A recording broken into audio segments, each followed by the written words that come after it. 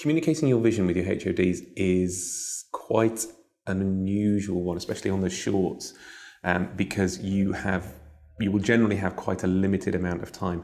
The earlier you can get people in, the earlier you can get people engaged, the better. And have those conversations with them. You don't have to have all the ideas. You don't have to have all the solutions. I think that's an important thing. As the producer, what you should be doing is you should be getting all these great people on board and buying into the project and trying to help you and the director make the best project you can. They all want to be associated with good stuff. So and get them to feed in. Get them, if you might be talking to the DOP about lights or about framing, but also talk to them about the schedule. If they have some experience on set, they're the kind of people who can turn around and say, actually, we did it this way on this job, and it worked this way. And it's making sure you carve out the time so all of those departments, no matter who they are, get some of your time. Your locations department, everyone always kind of slide, maybe they're just getting you the location. But if you've got a good creative location manager, they can they can suddenly halve your art department budget because they've gone in and found an amazing location. There is no one department, if the camera team sometimes scream the loudest because you don't make the show without the camera, but all the other departments, you might only have a department of one on a short, say like in your costume or in your makeup, but that person needs your support and needs your advice and wants to feel valued.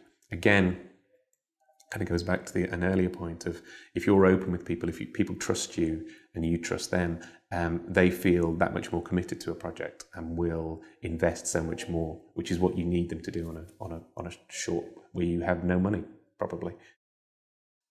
It's very easy within the world of shorts to compromise on. The easiest way to compromise is to kind of go, well, I don't need that, and I don't need that, and I don't need that. But actually, you've got to think about you've got to have a strategy where you're thinking about the short in the same way as you would think about anything big. So you are not just, the shooting of the film is not the be all and end all of it. You have to worry about post-production. You have to worry about who's going to see your film. So it's very, very easy to think, I don't have to worry about stills and publicity now while I'm making the film. Whereas if you give yourselves a little bit of time to think about it, you don't necessarily have to hire a stills photographer to come in and do the stills, but just make sure someone takes the time, whether it's the producer, whether it's the director, whether it's the DOP, someone there who kind of go, actually, well, let's pick up a couple of stills now so that we have something at the end.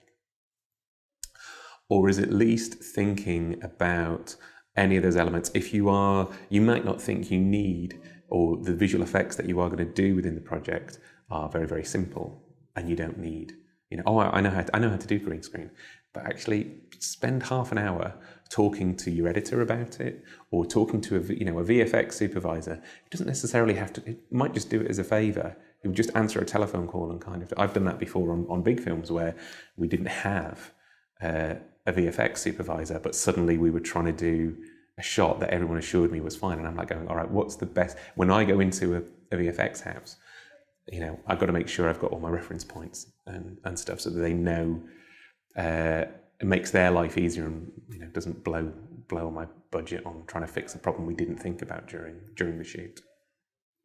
I can only talk from my own experience, obviously, but I think when I was looking for HoDs for my pilot and then for the feature film, the thing that was most important was actually having a conversation with them, whether it was on Skype or on the telephone, first and foremost, to see whether we just sort of got on in an interpersonal level. Because I think I've worked in the film industry for quite a long time, and at this point, I sort of think that I base a lot of judgments about whether I want to work with somebody on not just their CV, but also whether I want to spend time with that person and whether they've got the right kind of attitude, which is to say, I think that positivity is quite an important thing in your heads of department. So having an initial chat to see whether they engage with the story and whether they like it and whether it's something that they feel passionate about, and then getting a gauge of sort of if you're going to get on, and as you go forward, whether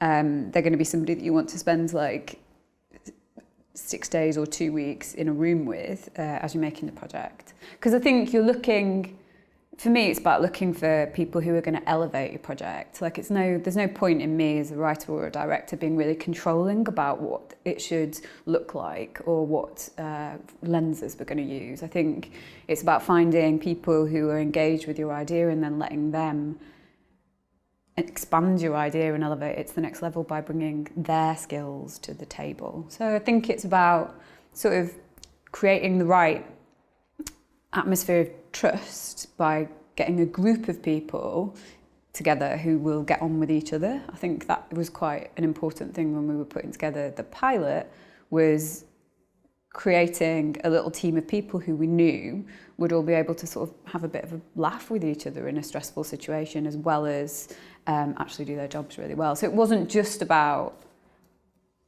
what they'd done, because I think it's sometimes about people who've done less but have the right desire and energy to step up or something like that can bring the best sort of energy to your project. I think in terms of how you get the best out of people on the shoot, I would say the thing that nobody ever said to me is that it's really important to just learn everyone's name, actually, and to learn a little bit about them and whether they've got a sense of humour, and if they have, then what that is. So you take a bit of time to learn a little bit about them, because then it makes them feel like they're part of a family rather than just somebody who's come on to do a job. And I think that if you've sort of made people feel like it's their project as much as yours, then you can get the most out of them in that situation. And I think the unspoken thing on film sets is that people look to the director, the producer as well, but the director particularly, to create the atmosphere on set.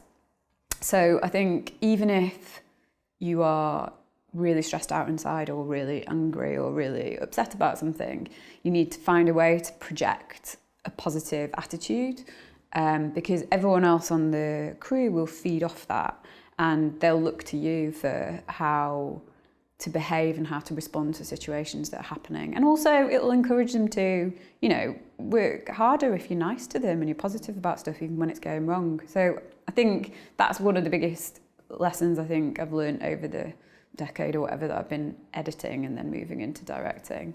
And also I think everyone underestimates the role of the first AD, but I think the first AD is so important, because the right first AD is doing that thing of like representing the director to everyone else. So getting the person who you get along with, who's able to communicate in the way that you want them to positively while still keeping everything moving, is a really important aspect of like gaining the support and trust of your crew. And that is the biggest thing that gets your film made, actually, I think.